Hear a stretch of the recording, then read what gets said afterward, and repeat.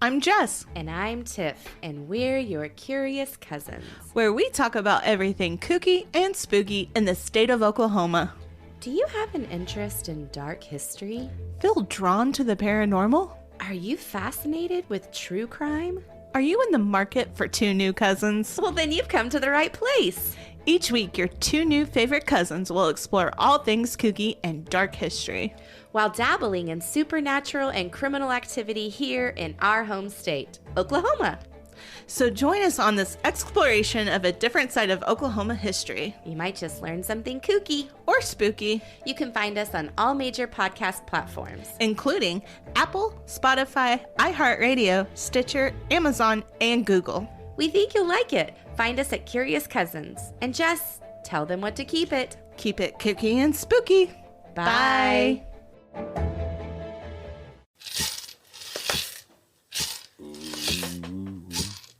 You're listening to Sirens, a true crime podcast, brought to you by the Sirens Network.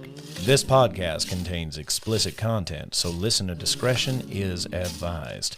The opinions expressed on this podcast are solely the views of the hosts and do not reflect the views of affiliates, associates, or sponsors of this podcast.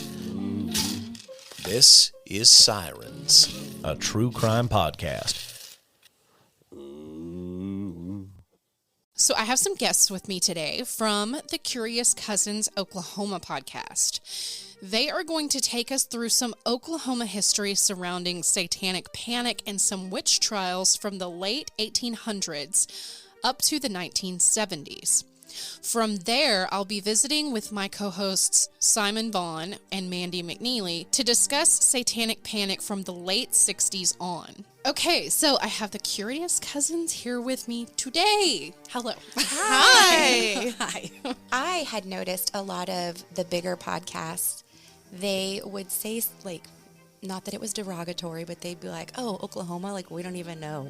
We remember visiting that state, and I'm like, we have a lot of things that happen in this state. Yeah. And so we kind of just thought to ourselves, we need to prove to them that we're just as true crime-ish as everybody else. Yeah. And we have just as much paranormal as everybody else. I literally just did a crossover yesterday with You're Doing Fine, Oklahoma. Mm-hmm. Uh-huh. And the crazy thing to me is that we have so much going on here that there's at least four of us, because Erie Okie is also in Oklahoma. Yes. And we're like, none of us are talking about the same stuff. So I know. I mean, we could if we wanted to, but but it's just crazy. We have that much happening here I that know. we have plenty to talk about. Yeah, and we come from a family of educators. Tiff, I should say, is an educator, and we just thought, you're not learning it like you used to. They're not learning Oklahoma history like they were the traditional way. Yeah. Or so we wanted to do something where it'd be interesting and maybe fun and just interesting, really. Yeah. But I'm a history. I minored in history and humanities, so that's one of my interests anyway. And I don't know. It was just a thought that we were. Let's give this a go and see what happens. And but you guys do true crime and supernatural. Yes. Yeah, like on the reg. Mm-hmm. Mm-hmm. Yeah, we do. We call it dark history, and it's just kind of history. We do true crime, and then we also do the paranormal stuff. See, that's something that I think that true crime and paranormal kind of go hand in hand. Mm-hmm. I mean, definitely. If you think about a ghost story, where does that start? With a true crime. Exactly. Yes. Yeah. Well, and the cool thing with the supernatural, it can tie into history.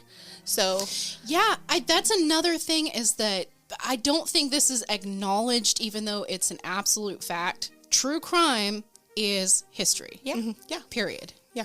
Exactly. I mean, all of us are talking about history. The reason why we talk about history is so that we can do better, move forward, advocate, prevent. Like, there are so many reasons to talk about history. Did Satanic Panic really start in 1980? It's apparent that humans have had an interest in the occult and supernatural for as long as probably time itself. And there have always been those who consider themselves religious crusaders. The Salem witch trials occurred in colonial Massachusetts between early 1692 and mid-1693. More than 200 people were accused of practicing witchcraft, the devil's magic, and 20 were executed. In 1711, colonial authorities pardoned some of the accused and compensated their families, but the witch trials didn't really stop there. As a matter of fact, the last witch trial recorded in American history took place right here in pre-statehood Oklahoma in 1899. So I decided to do a little background into Native American witchcraft and their beliefs. Most all of the information that I found when researching, they were celebrating that it had been 200 years since the Salem witchcraft trials. And so it was really hard to find stuff in the 1880s time period. Yeah. But research showed that most Native Americans believed in witches and medicine men, and due to the high number of natives here in Oklahoma, there was a huge belief in that kind of witchcraft and belief system. And naturally, natives believed in different gods and entities. And so when Europeans came over, they saw those different entities and different gods as satanic or witch-like. Threats to our livelihood. Yes. To our lives. So they looked down on the natives' beliefs, and they thought, a lot of them thought they were just silly. And that's nonsense. Nonsense, exactly. In 1888, there was an article from a paper in Muskogee that quotes that these beliefs keep them ignorant, talking about natives. So you can just, that kind of mind frame. Man, that makes me want to go on a tirade right now, but I won't. I won't. Right. Well, and, the natives, they believed that the witchcraft in their beliefs and religions was what was behind droughts and tornadoes and earthquakes. And where, of course, now, we know it's science now, but then you couldn't explain that stuff.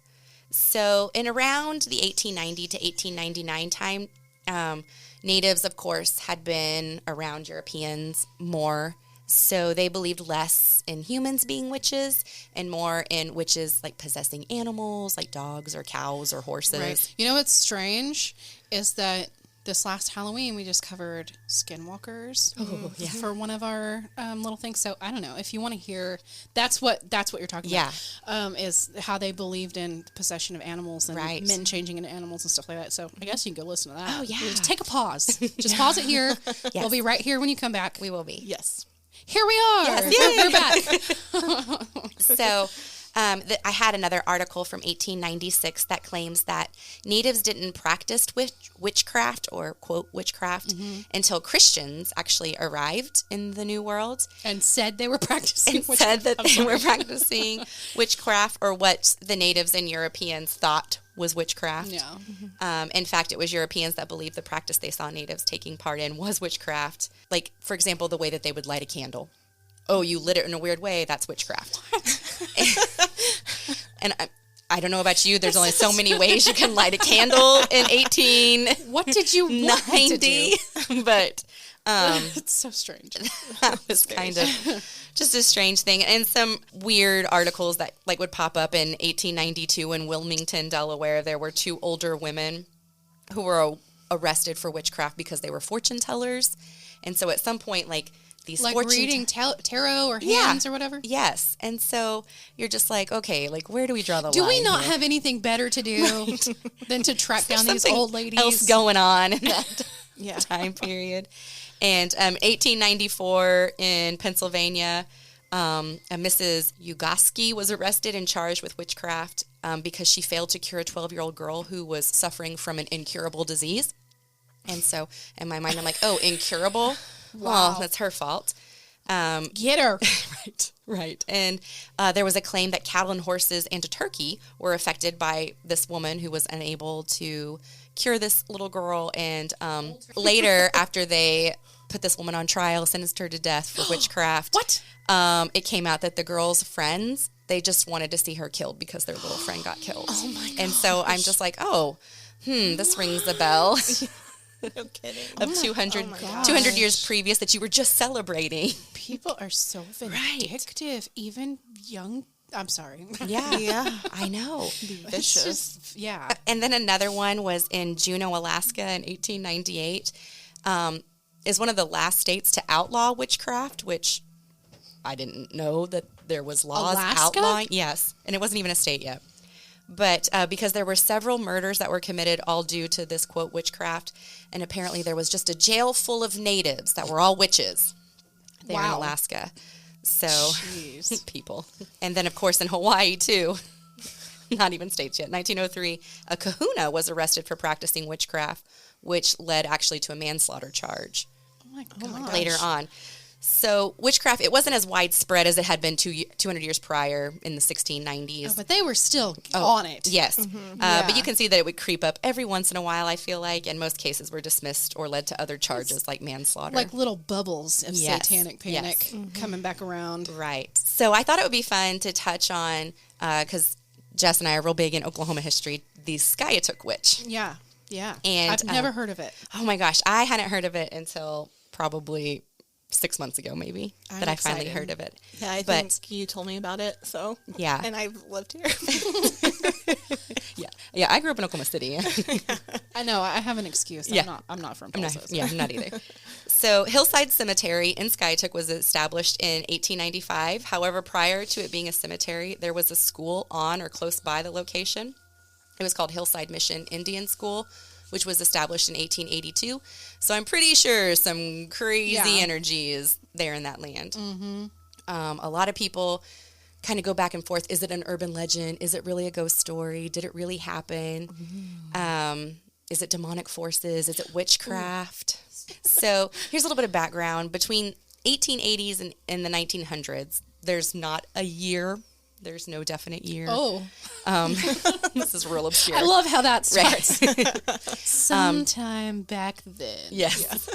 A woman in Skiatook was known to practice black magic or witchcraft. Does she even does she even have a name, or it's just a woman, some woman? I think it's just some woman. Okay, I was just checking. So, when her husband died, she was so upset. Legend has it, or the story has it, she was so upset and brokenhearted that she couldn't imagine her life without him.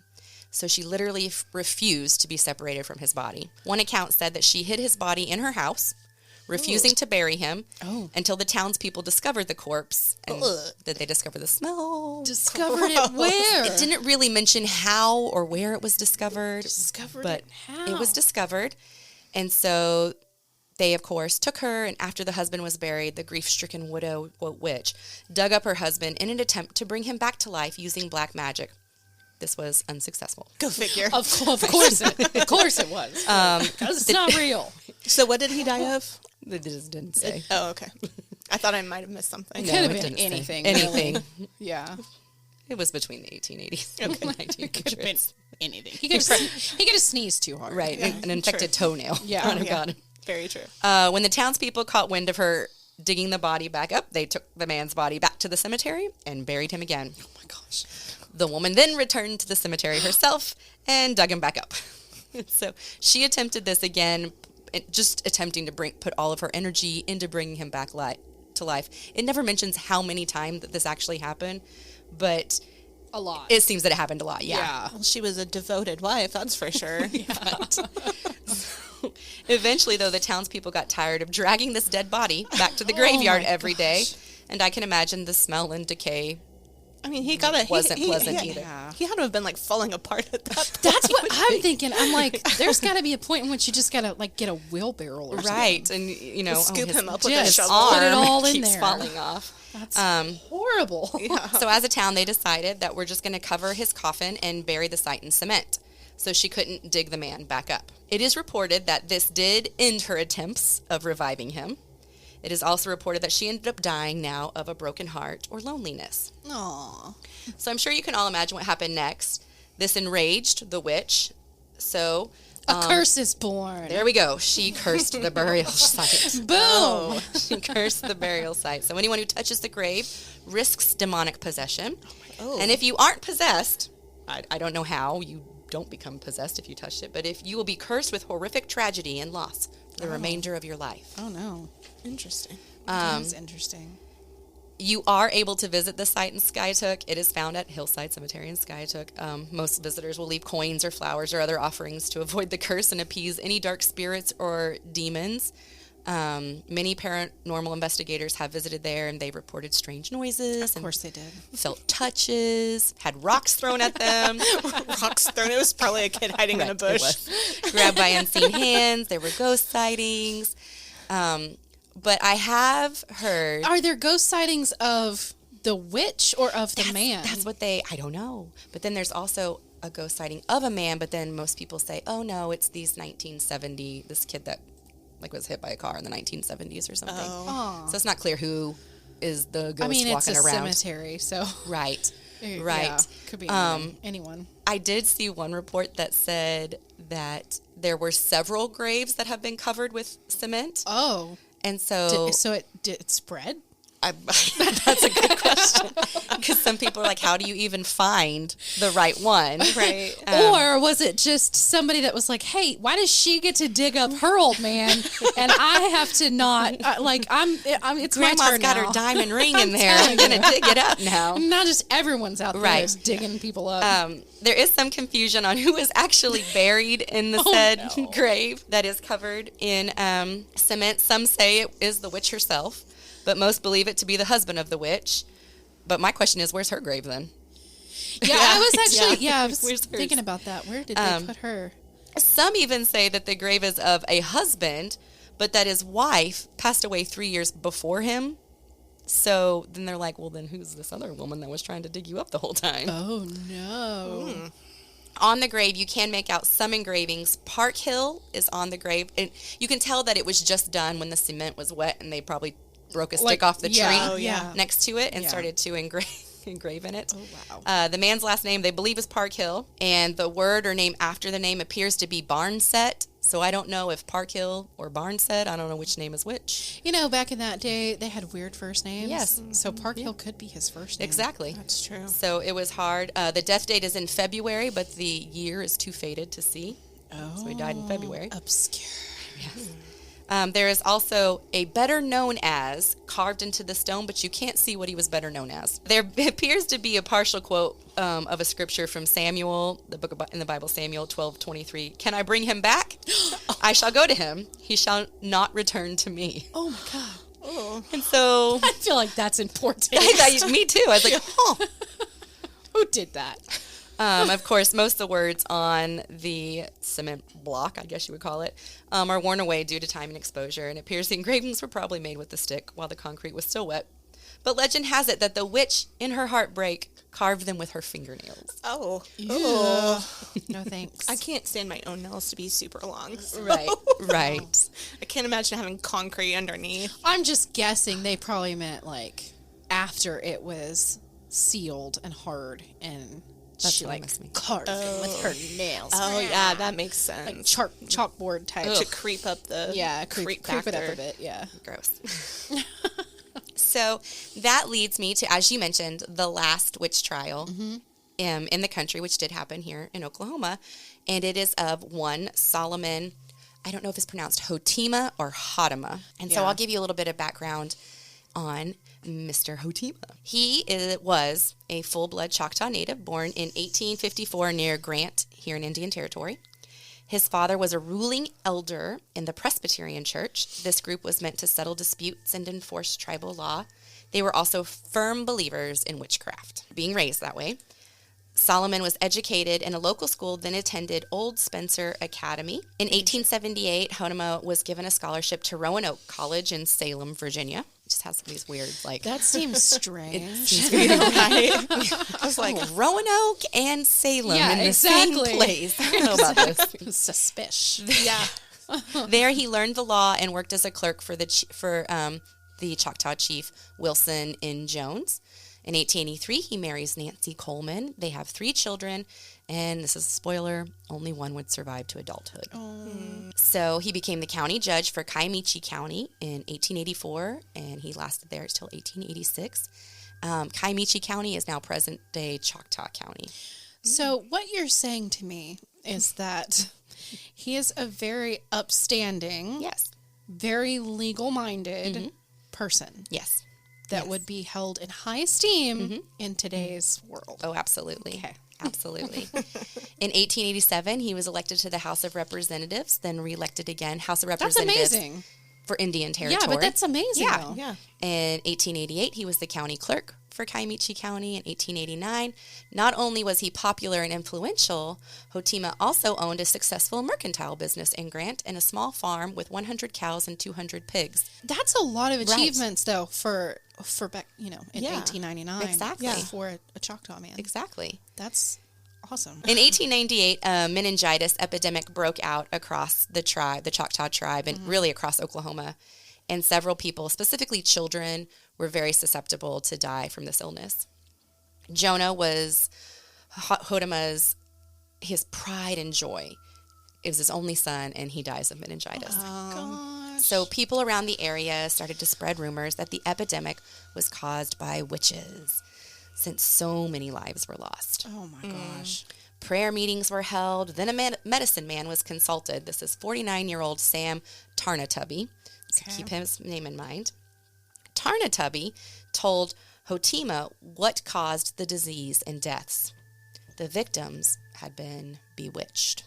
Oh, of course they had. He even gave the witches names. Oh, no. This medicine man. That's convenient. Right? Yeah, no kidding. And as an ordained Presbyterian minister, because Hotema did not have enough going on in his life, that he also had to be the minister of their church, he decided that it was his duty to rid the world of witches. So during this time, the grief-stricken Hotema spent much of his time praying.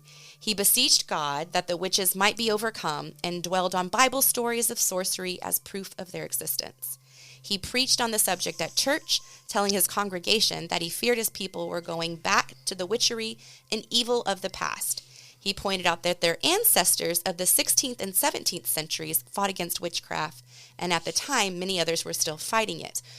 He told them that during prayers, he had seen witches coming through the air in the shape of fireballs. Oh, gosh. Oh, wow. Severe grief can do some things to your mind. Right. I'm just throwing that out. And I know natives have been known to have certain herbs that they burn and things. And I know that nowadays we may find those herbs and incense to maybe cause the hallucinogen. Yeah. But on top of that, like if you're in such grief that you're not eating or Right. you're not sleeping, like absolutely. insomnia alone can cause hallucinations Exactly. and stuff like that. So. Well, and it Exactly. doesn't help when you have just suffered this grief and then you have this person like whispering whispering in your ear, You're going to be susceptible to and all kinds of things. as a minister, he's seeing all of these people's Yeah. griefs, and so That's a lot on your shoulders. right. Oh, yeah.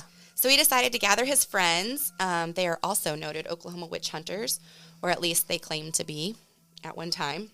Sam Fry and Tobias Williams, and he gathered them up, and they were going to prepare themselves for their task. On April 14th of 1899, Hotema threw back a few stiff ones, that was a quote, before setting out to find the witches. But they armed themselves with Winchester rifles and a shotgun. Hotema was focused on ending these witches due to grief and hatred. One source was quoted as saying the extermination of witches seemed to become his ruling passion. So it's alleged that while under the influence, Hotema was able to forget his friendship with one of his victims, perhaps that of his sister-in-law. First, they arrived at Vina Coleman's house. This is Hotema's sister-in-law. She was shot while running away from the posse, I guess you could say, holding her infant child in her arms. Oh. Two of her other children were home and witnessed this happening. They hid from the men. It is reported that her 15-year-old child and another young child were wounded, like they were running away and they were shot at. Gosh. Both of them did Who end up shoots leaving. at kids? I don't know. And this is like his relatives, like Right, these are his nieces and nieces- nephews. Oh my gosh. The infant was unharmed. Thank God for In that. fact, when they found the mother's body, obviously deceased, she was still holding the infant in her arms, Get out right now. 'Cause making everybody have their feels. So the second victim was Mrs. Hull Greenwood. When they arrived, they inquired to her whereabouts because Mr. Greenwood met them at the front gate or met them. They informed him what they were about to do, what they were there to do. He pleaded for his wife's life, but they essentially got him down on the ground and told him that if he moved, they would shoot him. and ended her life right in front of him. Oh my gosh. And then told him that if he said anything or reported anything, that they would come back and do the same thing to him. What is happening? That's awful. So the final victim was Alfred Morris, and it didn't really have any details over him. I think they just found him at his house and ended his life there. This is a literal witch hunt. Exactly. Literally. There was to be a fourth victim, but for pure luck, this one, his name was Eastman, Mississippi. He just happened to be out of town. They were looking for him. They'd ask around for him, but they were like, oh, he's out of town. So they were unable to complete that task. We can't be bothered to go searching for people. Right. We want to kick down their doors. Right.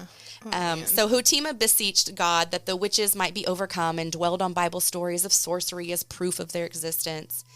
He was arrested near Antlers while trying to board a train to Paris, Texas.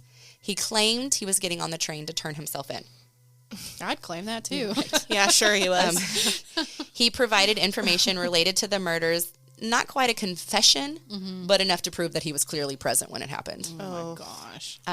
He claimed his actions were the teachings of his own particular creed, which had come from his father, is what he claimed.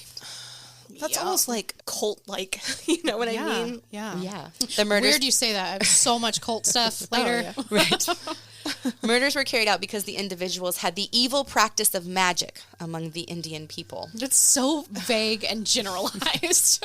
Hotema stated that he was obligated as a minister to end witches who, quote, by their evil spells had inflicted pain and death on the Choctaw. These murders were committed as a sacrifice for Hotema's life, for the Lord's cause and love of his people. So he went to trial. Immediately, attorneys requested the trial be moved to Paris, Texas, because I think people were in an outrage that this had happened, and they didn't feel like he was going to get a fair trial.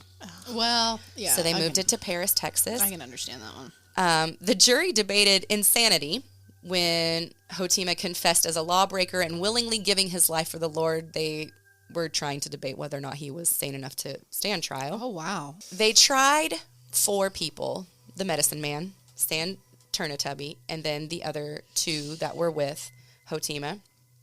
The jury found Stan Turnatubby, the one who gave the names, they found him innocent of being an accessory. He started this whole thing. Yeah, I'm like, well, where did he get those names from? Yeah. But yeah, he was found innocent. Just pull names out of a hat and say, go kill people. Come on. He probably was like in love with his sister-in-law, but she married someone else. And so he was like, yes, she's a witch. Exactly. That actually happened a lot. Yeah. A lot. Hotema and Fry were acquitted of the deaths of Mrs. Greenwood, the one that was shot in front of her husband, and Mr. Morris, who was the final victim. The jury believed them to be insane, in their words, at the time of the murders. Hotema was found guilty of the death of Vina Coleman, who was his sister-in-law. And is that because there were 2 witnesses, or? But so was his wife? I mean, I'm assuming it was his sister or her sister. It didn't say how they were exactly related. Unless the brother had married. It makes you wonder what whoever was related to him, like what their feelings were on him killing. Right. And then trying to shoot your niece and nephew. I can't even imagine. Right. It must have been a strange family dynamic. Absolutely. Yeah. So on February 14th of 1902, Hotema is sentenced to death by hanging. Here's a kooky fact. Because, we're like the kooky and spooky cousins here. The defense believed Hotema would be acquitted because he was acquitted of the other 2. Okay. The prosecution believed that there would be a hung jury. Both sides were wrong. Oh, my gosh. Nobody thought there was going to be a guilty verdict. And another kooky fact, Hotema paid his attorney for his services by gifting him, the attorney, with the shotgun he used to kill the victims with. Oh, that's so morbid. Sorry? Right. I didn't know that was an option. What? Yeah. That's how he paid him. Here's this shotgun I just shot 3 people with. Oh my God. Maybe that was the most expensive, I'm using quotes here, thing that he had. Maybe he lost everything. Why is that not evidence? I mean, did they gather Maybe evidence they didn't need then? it because there were so many witnesses or something. Probably. Right. Maybe you're right. Later that year, Hotema appealed his case to the U.S. Supreme Court. The Scottish upheld the lower court's rulings of him being guilty. On October 28th of 1902, President Theodore Roosevelt commuted Hotema's sentence to life, based on a recommendation by Attorney General Philander Chase. It was surmised that the Choctaw leader, quote, honestly believed in witchcraft and, quote, that under the load of distress and the influence of liquor, there had been a revival of savage instincts for which the Indian should not be held to account with the extreme penalty. They basically said he's ignorant. He doesn't know better. Exactly. He literally used the word savage. Yeah, they used the word savage. I mean, come on. So then he was sent to Fort McPherson in Atlanta, Georgia. In letters that Hotema wrote during his time in prison, he pointed out that the Bible spoke against witchcraft. He pointed to, quote, our ancestors, again. He prayed for the extermination of witches, believing many still lived among him. He stated that mysterious lights glowed in his neighborhood, and the lights he believed guided the witches. I don't know where, somewhere. Hotema mentioned that he received a letter in August of 1899 from a Muskogee school professor stating that 3 women had been arrested for witchcraft. And I looked for this case, and I could not find it anywhere. Yeah. In September of 1899, Hotema received a letter from some Arizona missionaries, and they told him about the natives out there who practiced similar things, and their lives were made miserable by it. And I'm not sure what those similar things were, but this letter really seemed to cement his belief that witches were still out there and among us all. So he also believed that other full-blood natives would agree with him that there were witches, and he started to believe that the native witches should be rounded up and investigated by a jury. Pretty high words coming from somebody sitting in prison. Yeah. Ultimately, Hotema really wanted people to believe his cause to murder was justified and the correct thing to do. Oh my gosh. And he upheld that until he died, which happened on April 23rd, 1907. He passes away from tuberculosis while in prison. Oh my gosh. One quote about that I'd found that kind of made me, not really chuckle, but really did kind of serve because, before all this, he was like a great guy. Mm-hmm. Like really upstanding citizen. Yeah. They said that I wonder if that's part of the reason why he got off so lightly too. Maybe he had some influence in high places. In high places, yeah. You're probably right. He served on both sides of the law in the Choctaw Nation. He was a minister, a lawyer, a judge, then the enforcer who simply took the law into his own hands. Mm-hmm. And so there you go. That's the last witch hunt or witch trial that the United States seems to have. Wow. That just sounds like That's some just really crazy. harsh grief. Right. Me. Yeah. Like grief sometimes, I couldn't imagine Makes losing you do. a child. So Yeah. it could break your mind. Exactly. It could. And I think that's a definite. Well, and it's sad that he had, 2 other children?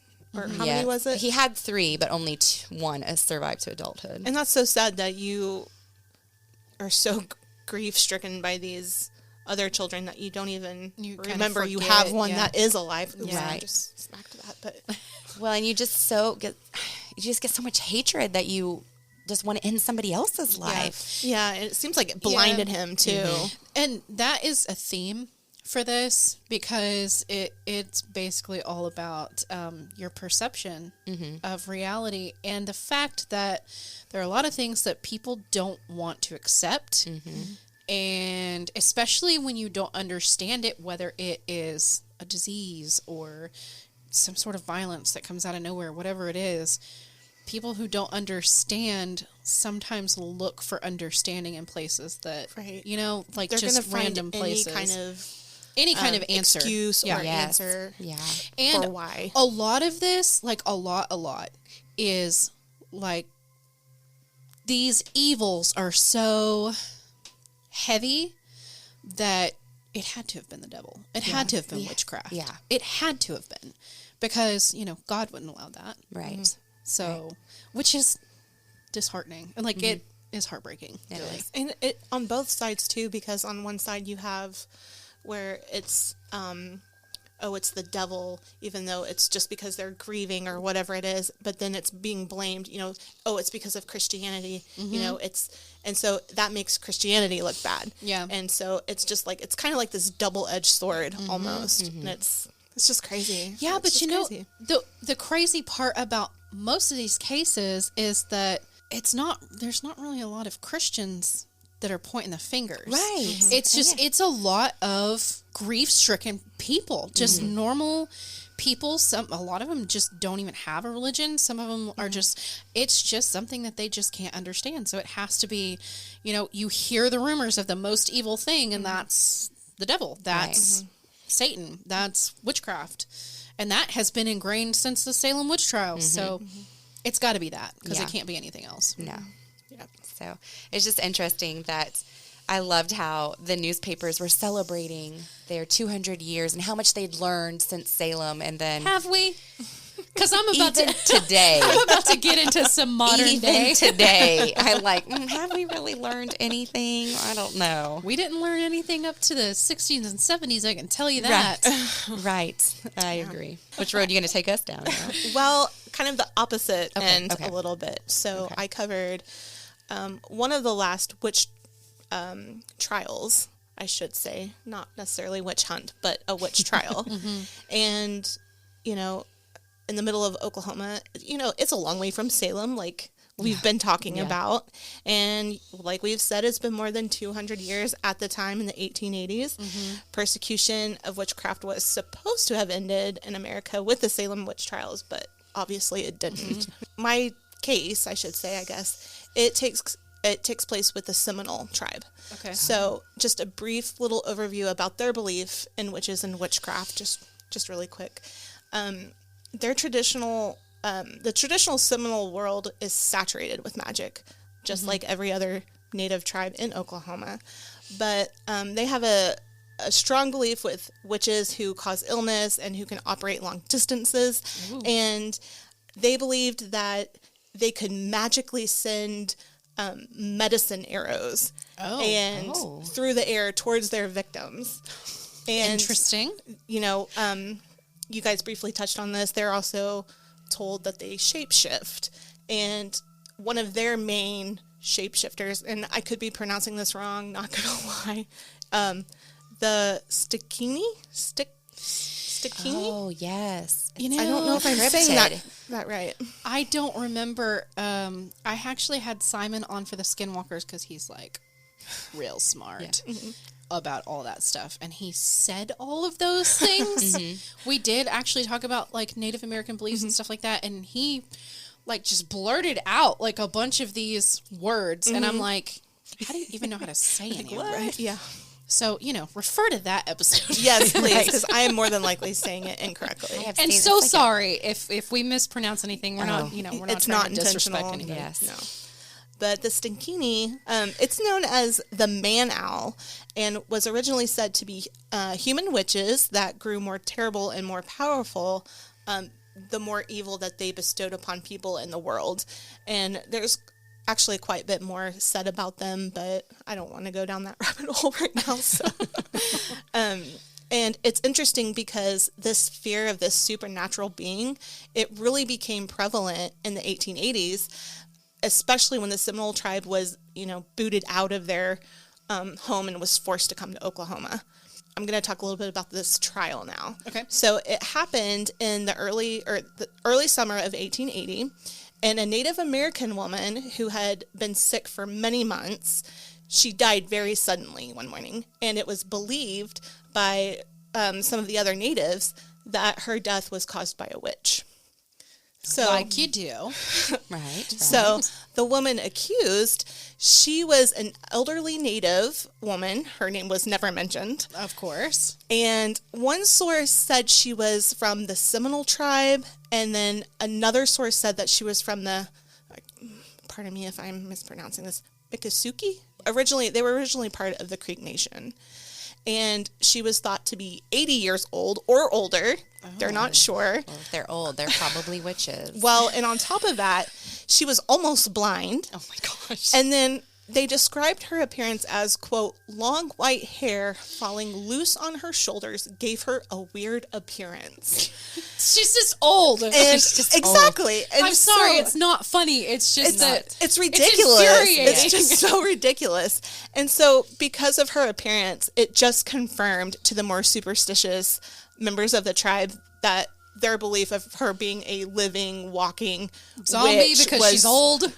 Yeah, it just proved that she was practicing these evil arts, and it gave valid proof. She has milky white eyes. Come on. I mean, she was old. She's blind. She could have been walking with a cane. She probably wasn't walking. No, she probably wasn't. Well, and if she was, she's a witch. I know, she she's shouldn't be sitting in walking that at chair. 90. Well, and here's what's crazy, or kooky, however you want to say it. It was claimed by friends of the dead woman that the woman accused had blown on a piece of bread and gave it to the sick woman, who then tried to eat it and then choked to death. Oh my gosh. So she blew her breath on this piece of bread, and then the woman tried to eat it, and she died. The accused woman was arrested and brought before the Great Council for trial. How do you charge that? How do you charge blowing on a piece of bread? Really? I mean, I want to see that. Attempted murder? I want to see that paper. well, I'm sitting here wondering, okay, did she bring the bread with her? Was the bread already there? Like, I think about these things. Well, and I'm like, She pull it out of her old lady pocket. Or if there was and it had all little these hairs stuck to it. or if there was all these witnesses, how come there were, like, if they saw her blowing on it, how come they weren't like, whoa, wait a minute, what are you doing? Yeah, that's also a huge theme, is that people don't like to speak up when they should. Yes. So, That's insane. it's just crazy. The accused woman was arrested, brought before the Great Council, and every morning they called it the Light Horseman, and one source said it was an officer riding a pony, and another said that it was an officer in charge. So it was an officer on a pony Who's in charge? who might have been in charge. okay. Sounds good. So anyway, he would ride ahead to the council house while the aged prisoner would be following on foot with, like, there was like They did not. dogs. That little Yes. old woman? Yes, so she would follow Blind behind, woman? and then, like, it mentioned in several sources, it mentioned that there were dogs that were with her that were following along with her. Oh so, my God, you're breaking my heart here. Oh my goodness. well, That's so sad. it is. Because she had bread in her pocket and those dogs were hungry. I'm telling you. I mean, Oh my gosh. maybe, I don't even know if they were So feeding sad. her. Who knows? Antoinette C. Poor old Snow lady. Constant, she was, at the time, was a young, educated white woman who was a teacher at the Wewoka Government Mission School at the capital village of the Seminole tribe.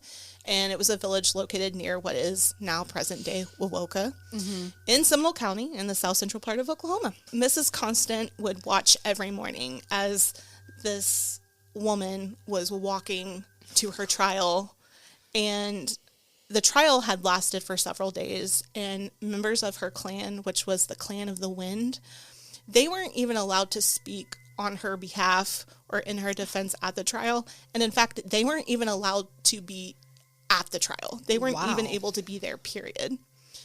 So finally, the accused woman, she was sentenced to be shot to death on charges of practicing witchcraft. Oh my gosh. Yes. That escalated so quickly. Yes. So Mrs. Constant was horrified. Shot to death? Yes. An old lady? She was sentenced. That's the execution order that they gave. So Mrs. Constant was horrified when she learned this from some of the girls that she taught. And it said that they were just informing her of what the Great Council had decided. And so she immediately took action to see if there was anything that could be done to reverse this decision. And so she appealed to everyone that she could think of for help. Some of the people that she talked to, one of them, she first tried to gain an audience with Chief Chupko, I think is how you say it.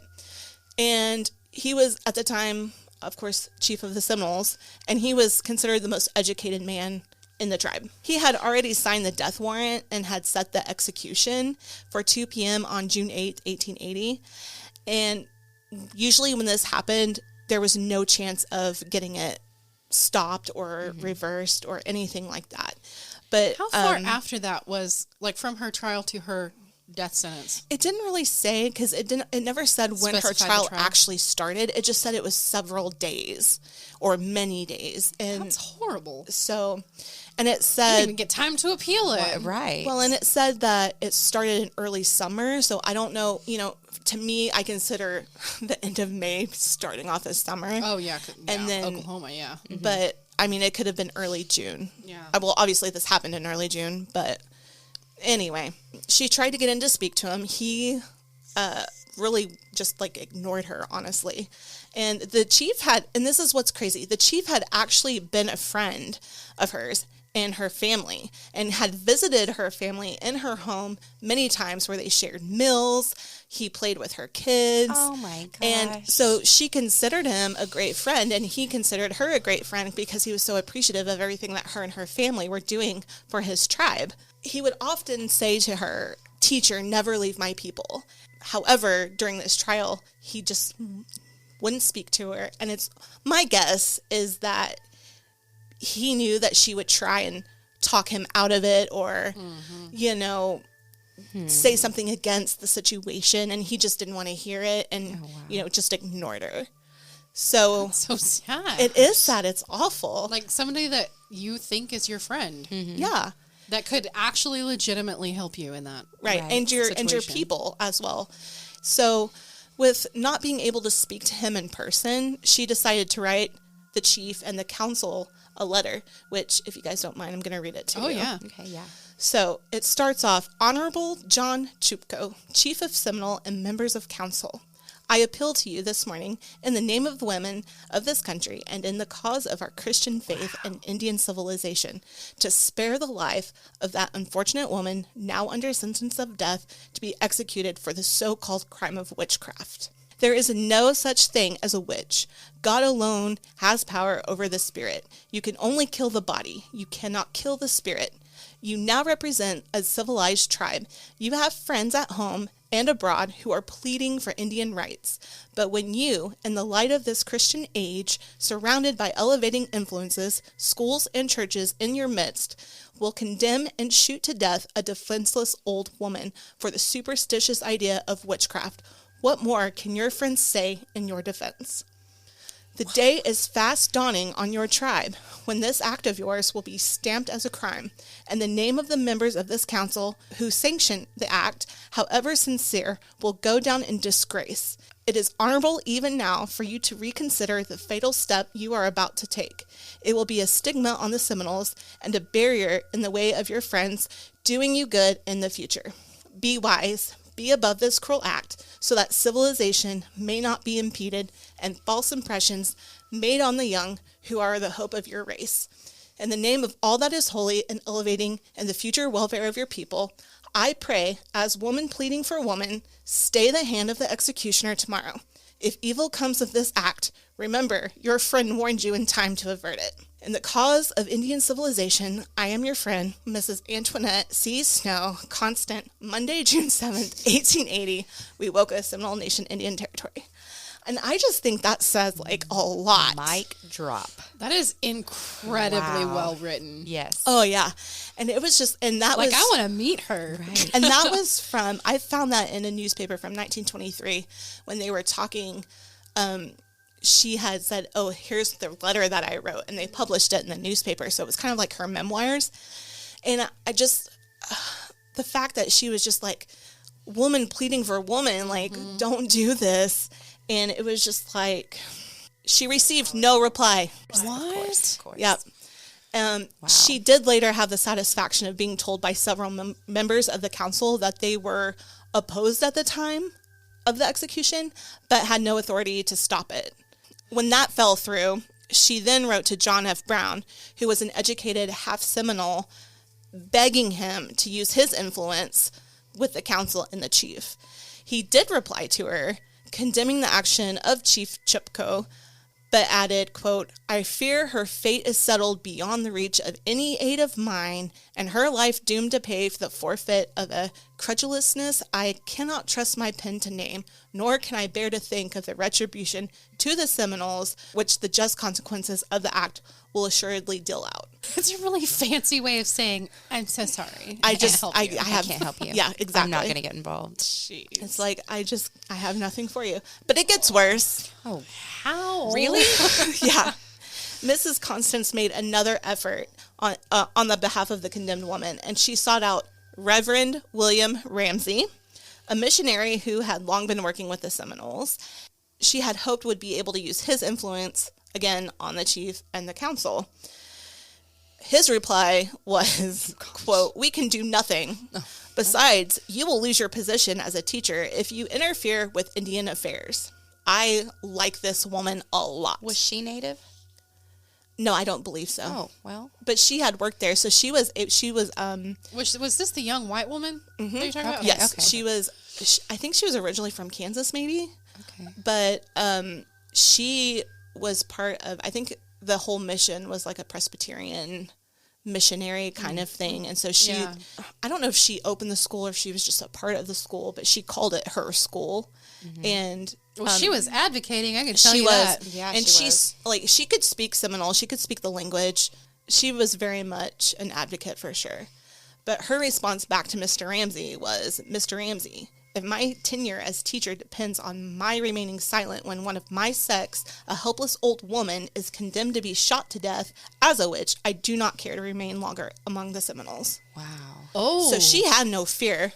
I mean, she very much was Wow. could stand up and fight for what she thought was wrong, for sure. Way to go. That's awesome. Yeah. In So, that time period? Right, Yeah, that's that's amazing. yeah, 1880. So on the Sunday before the execution was to take place, Reverend Ramsey announced from the pulpit to all who wished to witness the execution that it would be on Tuesday at 2 o'clock in the gosh. afternoon.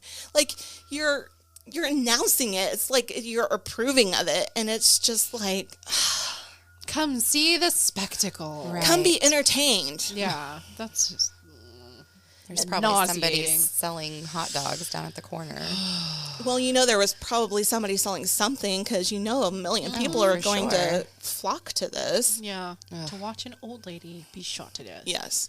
So in the meantime, Mrs. Constance, she finally appealed to the United States Indian Agency at Muskogee to Major A.W. Taft, and he had actually visited the Wowoka Mission School several times and considered the children to be great friends and was a great friend of Mrs. Constant.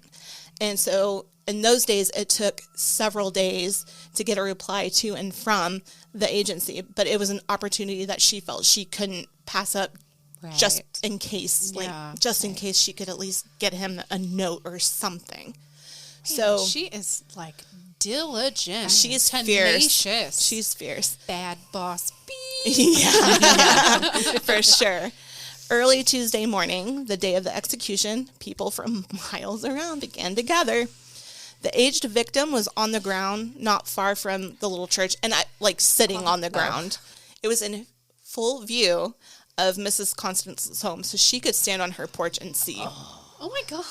Her coffin was ready and waiting nearby, and it was. Why would you do that to Chills. someone mentally? And Why? one source I saw, it said that it was like in a wagon or something, and she was actually sitting on it while waiting even to be better. executed. Even better. My Lord. Yeah. So the box was made from native timber, and there were men ready with loaded guns awaiting the hour of execution. Men? How many men did they think it was going to take to Like a shoot firing one squad. I know one old lady. old lady? Yeah. Like, What what is is she she gonna going to do, do? Run run? away because Right. she's half blind? You've already made her walk several days in a row back and forth to her own trial. Yeah. It's Blisters just- on her feet. Come on. It's just ridiculous. So Mrs. Constant said that they were, quote, were all in breathless suspense as no word from the Indian agent had reached us. Our only hope was that the government would come to the rescue. So at noon, there was a loud knock on the door of Mrs. Constance's home. I keep wanting to say Constance. Yeah. Constant. Anyway, there was a knock. So when she answered it, it actually was a United States soldier, and he was heavily armed and official, looked very official. Don't like this. And to her great joy, he handed her 2 notes. One was for Chief Chupko, and the other was for her. And her letter read as follows: Your note I received this morning as I reached home from Washington. I send an order by special messenger to the chief. Please direct him where to go to find the chief and give any other advice you can. Thank you for your note. It will be confidential. A.W. Taft. A.W. Taft was the major Indian agent. Oh, okay. Yeah.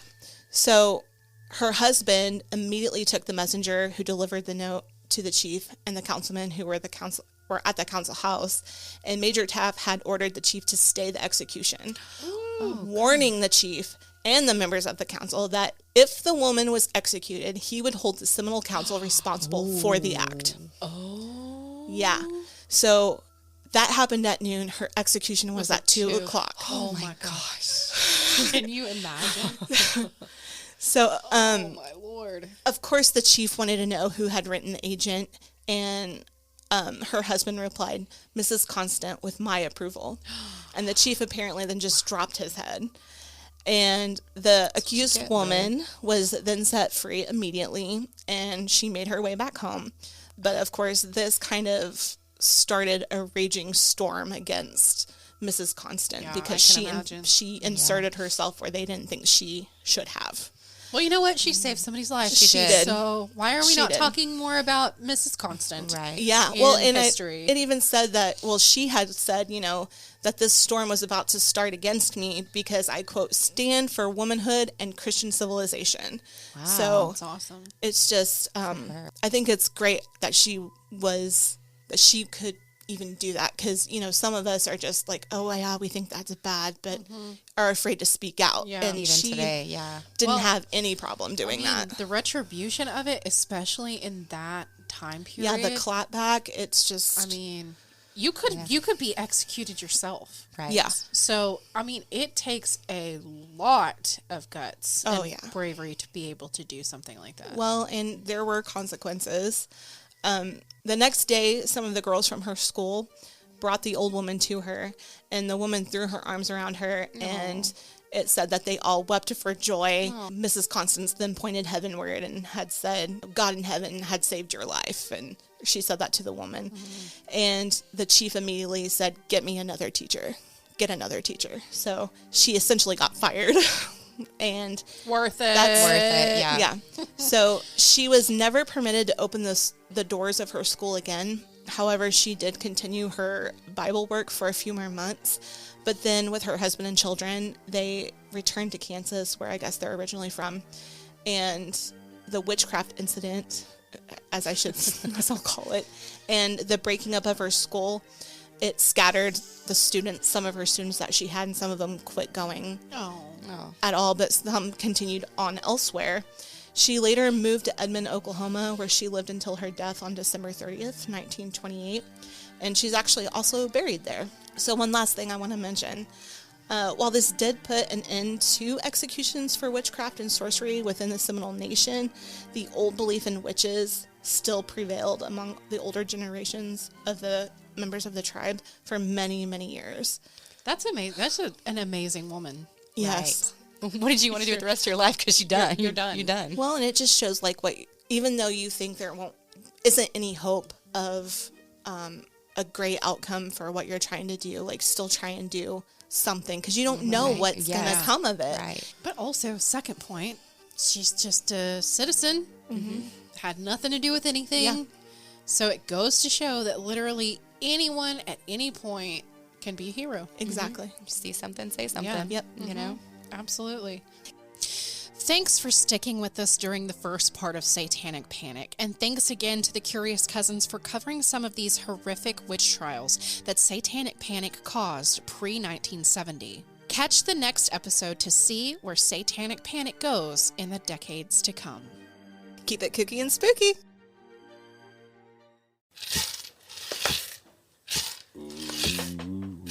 You've reached the end of our episode. All suspects are innocent until proven guilty in a court of law. Join Raven next time on the Sirens Podcast.